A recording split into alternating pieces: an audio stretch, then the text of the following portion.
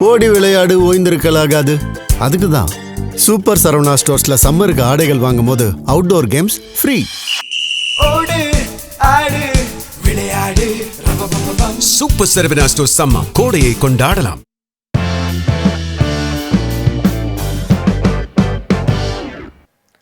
திருமாவளவனோட அடுத்த மூவ் தான் என்ன? விசிக முடிவு ஆட்சியை தீர்மானிக்குமா? பொறுத்திருந்து பார்ப்போம்.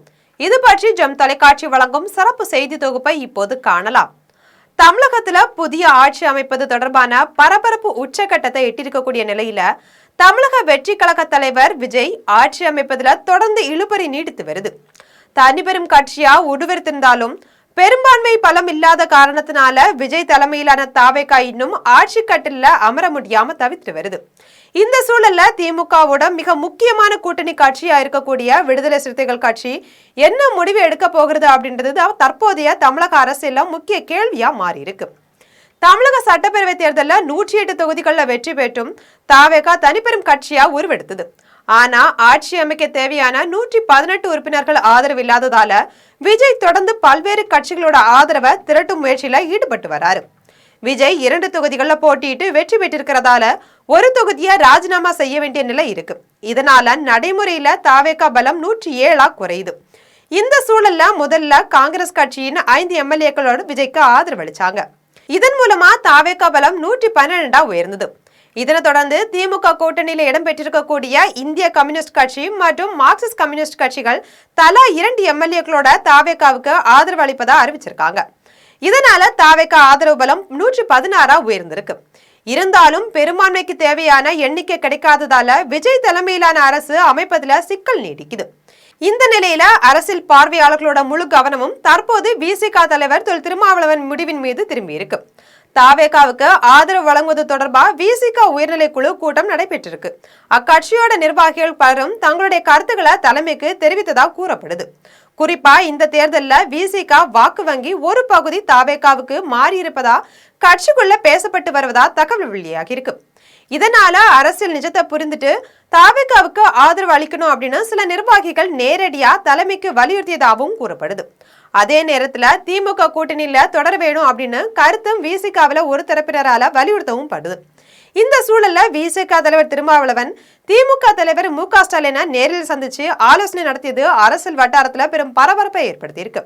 விசிக தாவேகாவுக்கு ஆதரவு அளிச்சா திமுக கூட்டணியில பெரிய விரிசல் ஏற்படக்கூடிய சூழல் உருவாக்கும் அப்படின்னு கூறப்படுது.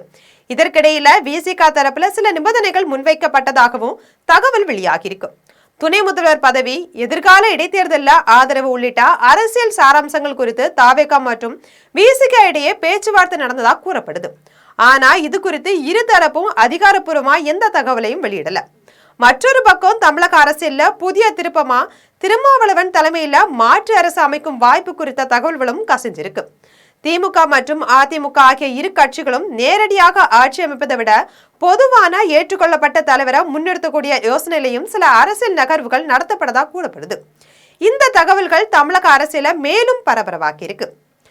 இந்த நிலையில ஆளுநர் ஆர்.வி. அர்லேக்கர் தொடர்ந்து பெரும்பான்மை ஆதரவை உறுதி செய்யும் கடிதங்களை மட்டும்தான் பரிசீலிப்பேன் அப்படின்னு உறுதியா கூறி வராரு.